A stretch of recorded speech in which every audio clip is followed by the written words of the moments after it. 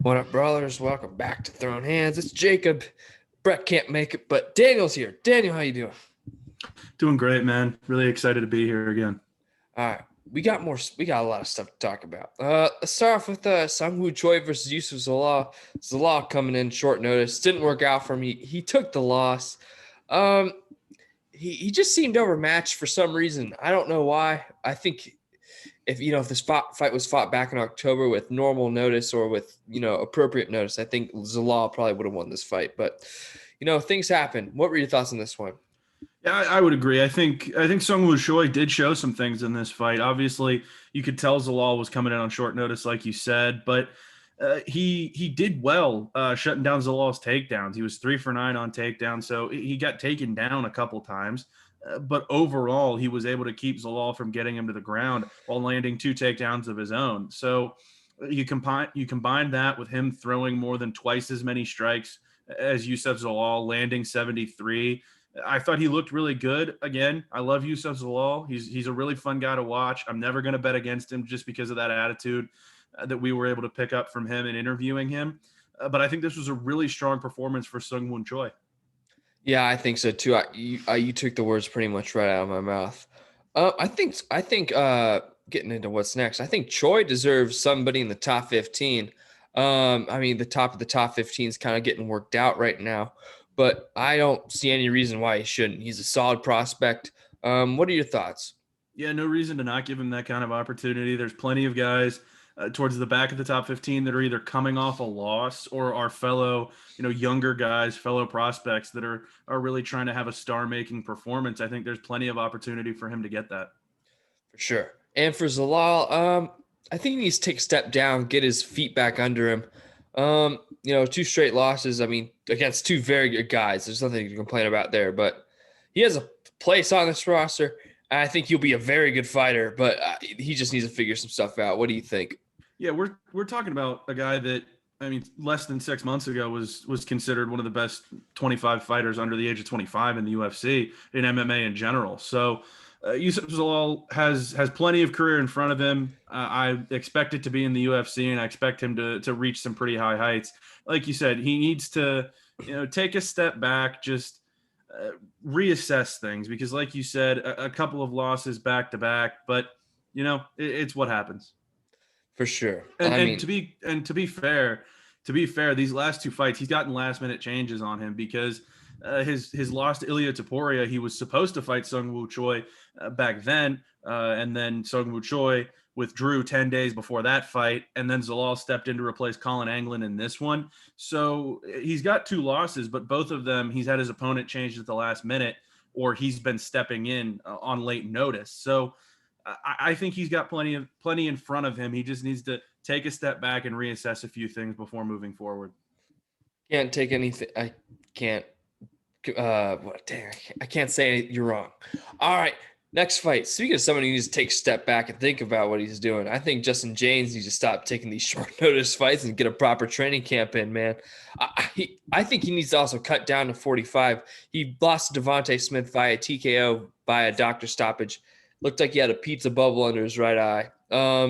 Yeah, I mean, he needs to take a step back and reevaluate his plans in the UFC because he's too small for a lightweight. What do you have to say?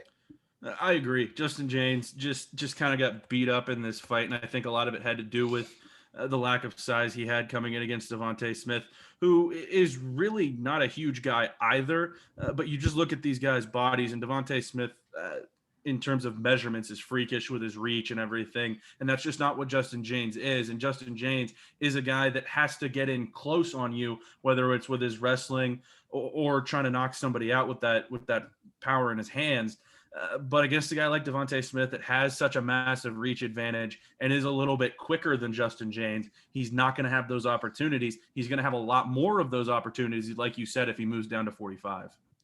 Yeah, I think we just knocked out everything there. Devontae Smith, I don't know he's not ready for the top 15 yet, but I think he should get a really solid prospect next. I think this guy has some place in this division in the future when he gets better. Coming off an Achilles injury, that's never easy. What do you think's next for Smith?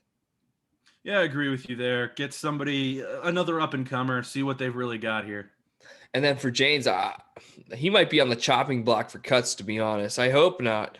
But I think he really just needs to move down to 45, have a good training camp, and just see what happens. Because I think at 45, he's a thick dude. So I think he can make some things happen at 45. What do you have to say? Yeah, I agree with you there. He's going to have opportunities there if he doesn't get cut, but if he doesn't get cut, that's what he needs to do. But again, 3 straight losses that typically gets you in line to be cut at least relatively soon, and that's the position he's in right now. Well, to go off of that, I think he might not get cut because he's just so willing to just step in there on Yeah, so many and days' notice. you need those kind of guys on your roster.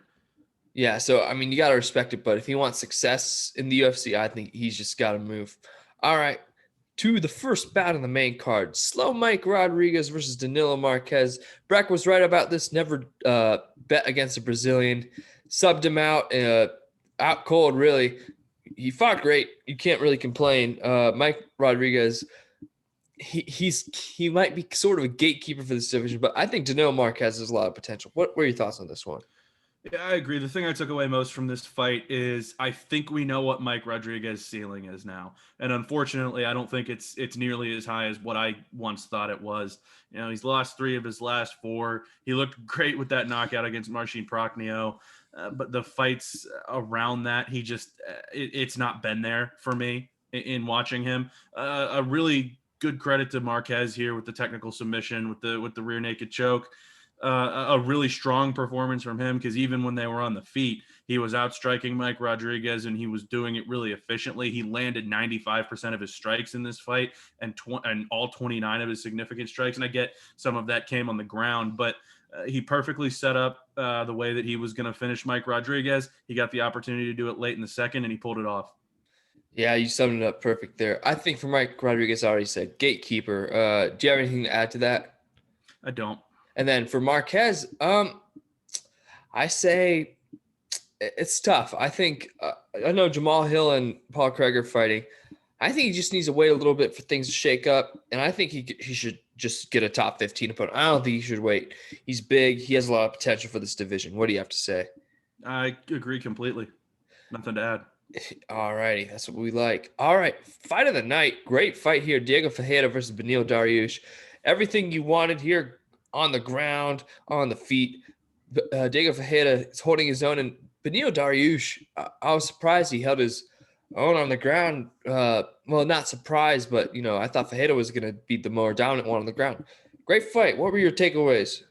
This was a great fight, like you said, fight of the night, and it was really even for the majority of it. Like you said, this fight going to the ground and Dariush being able to go with Ferreira was really surprising.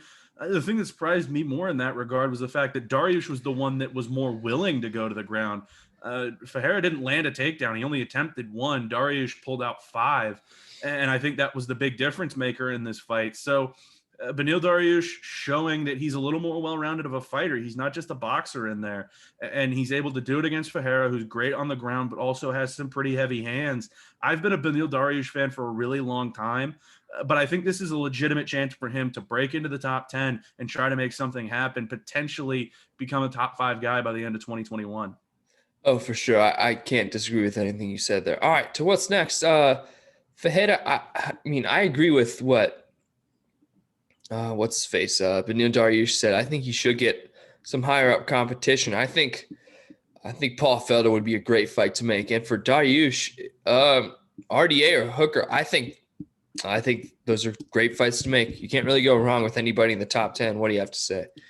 I agree, and to kind of bounce off of that point with Rafael dos Anjos and Dan Hooker sitting there, that's what really makes this division interesting at lightweight, because you've got the guys at the top. You've got your Poiriers, your Gaethjes, your Oliveras, and your Chandlers, and even Tony Ferguson to an extent, and Conor McGregor lurking, where you might want to make a fight with one of those guys against an RDA or a Hooker to either get a star-making performance out of Dan Hooker, get a solid veteran for one of those guys to take on in Rafael dos Anjos, but also you've got these younger guys towards the back of the top 15 with Diego Ferreira, Beneil Dariush, those types that you want to match up with those guys because you want to see if they can be legitimate contenders moving forward. This is a lightweight division that, despite all the talent at the top, is really kind of in flux in the middle because you've got these veterans that haven't necessarily established themselves at the top or have been at the top in the past and are on the way down. Meanwhile, you've got these guys coming up, and it's going to be kind of a collision of worlds, I think, over the next year or two as the UFC tries to figure out what the future of this division looks like beyond your Poiriers and your Gaethjes of the world, so to speak, as these guys like Dariush and Ferreira try to prove themselves at the highest level and put themselves into that conversation as the next generation of lightweight contenders. Perfectly stated, my man. I'm not even going to add anything to that. All right. To the third bout of the main card, Alexander Pantoja versus Manel Kape. Manel Kape, coming in from Ryzen, he did very good. I was very impressed. I think he could be a very good championship contender for a very long time. And Pantoja getting his feet back under him. Impressive performance from Pantoja. What were your thoughts on this one? I enjoyed this one a lot as well. This was a very solid fight. Like you said, Pantoja was in control for the majority of it, I thought, but Kape looked really good. I think he's got a big future. And I said this in the preview. They were not going to take a guy like that coming into the UFC on his debut and put him against the top 5 guy in Pantoja if they didn't think he had star potential. And I still think he does. I still think that's in the cards for Manel Kape moving forward. I just don't think he's on that level of polish quite yet. And I don't think he was entirely expecting what he was going to get out of Pantoja in this fight. But it was still really entertaining. And Pantoja is legit. He's a legit top 5 guy in this division. He's legit in terms of title contention moving forward. And I would not be surprised to see Manel Kape there anytime soon. Yeah, definitely. As for what's next for Pantoja, I think Alex Perez is the fight to make. Personally, I don't really. The flyweight division is kind of interesting. You have wasn't Benavidez just announced a fight? Who's he announced a fight? Do you remember? Off the top of my head, I can't say that I do, but I can find it for us. All right, yeah, go. Thank you for looking that up. Oh, I think Kai Kara France Kai Kara France is fighting someone else, but it's a weird division. Things might have to. There's not much to shake out. Askarov. Yeah, all right, that's what I thought. March 6th. It's in the works, is what they're saying. Yeah, so I think Perez is the fight to make personally. What do you have to say? I agree. I think that's the matchup that makes sense, and at least in my opinion, it is. And for Kape, I think Matt Schnell would be a great fight for him. I think you'll probably get ranked up in that top 10 after this, but I think that's actually the perfect fight to make, in my opinion. Matt Schnell, what do you have to say? I would tend to agree with that. All right. Two old dudes banging it out, Michael Johnson, Clay Guida. Michael Johnson, he's beat some people in the division, but he's also lost some relatively unknown people as well. And Clay Guida, the cardio machine, doesn't get talked about enough. What were your thoughts on this one? Clay Guida came after him. That's all you really need to know. These guys went back and forth for the majority of this fight. These are two guys that we were talking about that both of them could be done no matter what happens in this fight. But, Guida came out. It was an entertaining fight. It was a pretty even fight from bell to bell. But it was the difference that he made on the ground with those 3 takedowns and being in control when it was there that made the difference. He wore Michael Johnson out over 3 rounds, and he pulled this one out. Yeah, not even going to add anything to that. For Michael Johnson, I think he might get cut. There's no room for him to go. He has no path. He's reached the end of the road. There's no logical next step for him. Bellator, I mean. Yeah. And then Clay Guida, I mean, I don't know. It's tough. He wants a young guy, but I don't know. What do you think is next for Guida? I'm not sure he's at a stage where that's really what you want for him, because I don't know what benefit that has for a younger guy. And I don't know what benefit that has for him. It's kind of a lose-lose situation. I guess if you're Guida and you go in there and you beat some big prospect, you get yourself back into top 15 contention maybe, but what's your ceiling there? I don't really get it. And then if you lose, you're probably just going to get cut. I don't understand. You're looking at a guy who more than likely, if he doesn't get cut now, is going to be fighting for his career to where his next loss is going to be the one that gets him cut. So I don't know. I think if he can stick around and kind of make his way by fighting guys that are a little older and are a little bit more past their prime like he is and like Michael Johnson is, then he can keep making a living in the UFC. But I just don't see a scenario where he takes a step back towards contention, even if it is a back end top 15 spot that he would be competing for. Yeah, and I think, I know Justin James wants to fight him. I say loser gets cut. All right, that's my that's my take on that. This is a rough one. Out with the old, in with the new. Corey Sandhagen flatlines Frankie Edgar with a flying knee. Put him 28 seconds. Sleep. Man, this was tough to watch. Frankie Edgar, who usually just mows through people, getting just knocked out cold. I don't really know what to say about it. What were your thoughts? Sandhagen, man, I thought it was probably foolish, but I was all on the Sandhagen train going into the Aljo fight, and I was proven wrong, but I still think Corey Sandhagen is legitimately a future champion. I think that is 100% true. That is my opinion. I'm one of this guy's biggest fans, and he went out there against Frankie Edgar and put him to sleep in 28 seconds and did it in a spectacular way. So Sandhagen is going to make the UFC a lot of money in the future, and he's going to make himself a lot of money in the future. When that happens, I'm not entirely sure. I think it's going to be very soon, but this proved to me that the Corey Sandhagen that we saw get choked out by Aljamain Sterling is not the same one that's fighting today. You know, we saw that in his last fight, but I think that was another step forward on Saturday to where Corey Sandhagen, he's no longer the blue chip prospect. He is the stone cold killer that is coming for that title belt. And I think that's the biggest thing to take away from this fight. Frankie Edgar is one of the best to ever do it in the weight classes that he's fought.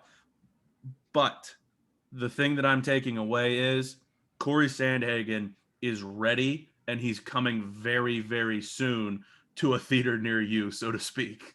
Yeah, I can't disagree with anything you said there. I think, this summer when he fights either Piotr Jan or Aljamain Sterling, I think it'll be Jan, but we'll get into that in a month.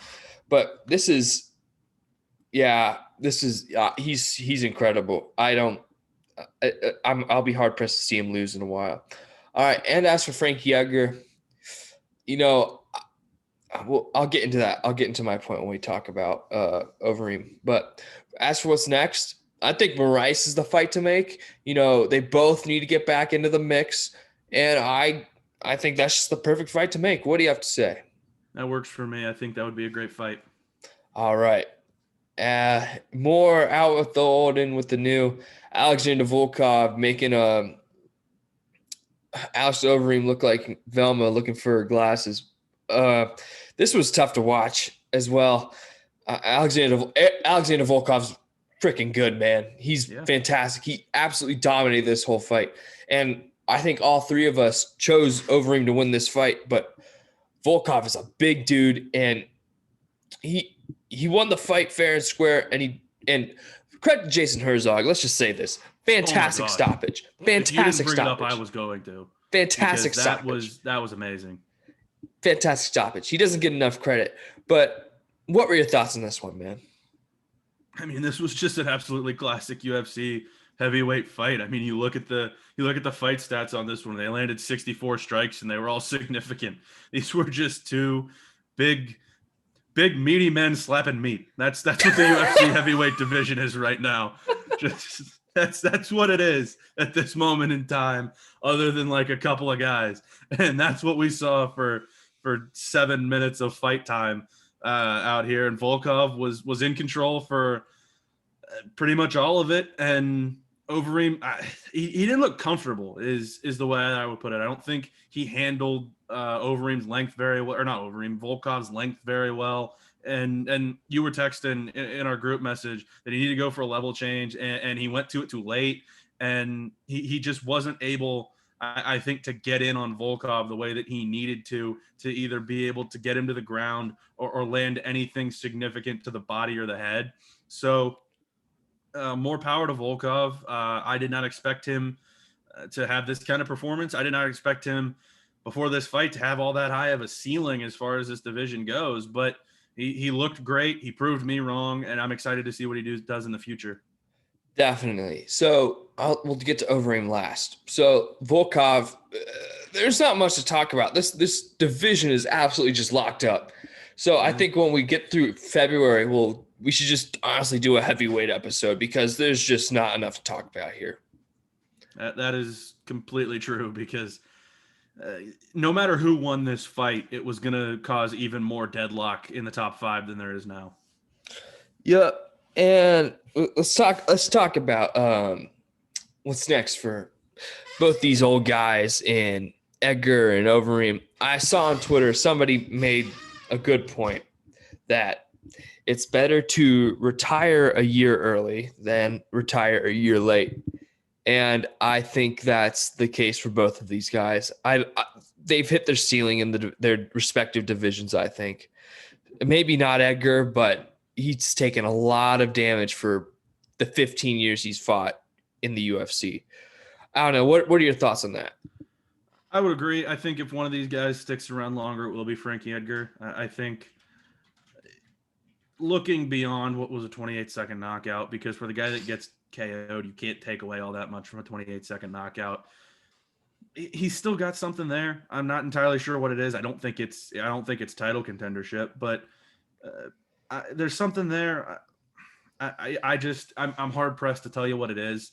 As for Overeem, I think he was riding high on the quest for another title shot. Now that this loss pretty much sets in stone that it's not going to come, I think we're either going to see him retire or move into a slightly less prominent role. Maybe if he doesn't retire, I could see him falling into the category of some of these other older heavyweights that slide towards the back of the top 15 and kind of just fight each other, whether they fought each other in their primes and this is the rematch that we never got, or this is, two guys that were at the peak of the sport, but for whatever reason never fought in their primes. They get that at the end of their careers. I don't know. If I was Alistair Overeem, I would look very hard at retiring because he's one of the best to ever do it. The UFC heavyweight title eluded him, but that happens. That happens to people. It happens in all sports. It happens in all walks of life. And for Edgar, I think he's still got something, but he's going to have to prove in his next fight, whatever it is, if it comes, what that is. Yeah, I completely agree with you there. All right. We'll talk about this. Was it just me or was Ariel Helwani pissing you off yesterday with all of his tweets during the Super Bowl? Yeah, I was not impressed with that. No, I'm not. I mean, we love the guy, but it's just, yeah. He's the best in the game, man. But oof, he's a cringe magnet, is what I found. He is. He's a very that's a good word for it. He's a very open target for those for those like Darren Till and everybody else. Speaking of Ariel Helwani, Helwani boxing got retweeted. My boxing. There you go. I know it's been a good day for me. Been a good month. Stipe connected with me on LinkedIn. That was just out of the blue. Legendary. I know the guy, but yeah, he's a friend of a friend. Friend of a friend. All right. Ooh, Pitbull, Patricio Pitbull. I thought you meant Mr. 305. Dale. He wants to fight Max Holloway. That's interesting. But he wants to do it cross promotion. That's not going to happen. No, that's not going to happen. There's no way that's going to happen. That's really odd. Spike Carlisle got released from the UFC. That disappointed me because I think he's really fun to watch. He's super entertaining, but yeah, he didn't win fights, and that's what you need to do. He's not that great. He's not a great fighter. He's really not a good fighter, but you put him out there and you give him opportunities because he makes people tweet about the UFC. Yeah, he's just really just fun to watch. There's not really too much. It's been relatively quiet. Helwani said that Poirier McGregor 3 is likely next from his sources. Do you think it'll be for the belt? Will it? Yes. Should it? Probably not. No, I hope not. I think that's what you're looking at in that regard. Yeah, there's guys that I think, at least in the case of Conor, I think Dustin Poirier is absolutely deserving of a title shot. Conor McGregor is not at this point in his career. So I'm not gonna rail against it the way that I did with the lightweight title, but if that fight's for the title, it's completely undeserving in Conor McGregor's regard. But I don't know what to tell you. It's going to make the UFC a ton of money, and if they put the belt on the line, it's going to make even more. Yeah, I mean, I wouldn't blame them doing so. No, but absolutely not. They have every right to do it. That's a lot of money. Yeah, you're turning down free money if you don't put the title on the line. Yeah, really. Anything you want to discuss? I don't have a whole lot to add. We hit it pretty good here. Yeah, we did hit it pretty good. Dang, there's one more thing I wanted to talk about. Great fights this weekend. I think this card overall was better this past weekend, but we got good stuff this weekend, man. I can't wait for this fight. I think Usman versus Burns. I think it's going to be a banger. I think Usman is going to have his hands full. Yeah, this might be his greatest challenge. I know we're gonna get into this later in the week, but this might be the toughest test he's faced as the champion, personally, in my opinion. Yeah, and I agree with you completely. All right. Spike's going to Ryzen. That's going to be his new home, he says. There you go. Good for Spike. He'll be good over there. All right. You got anything else? We get to watch Kelvin Gastelum on Saturday. Oh, great. I hope he gets his feet back under him. I really do.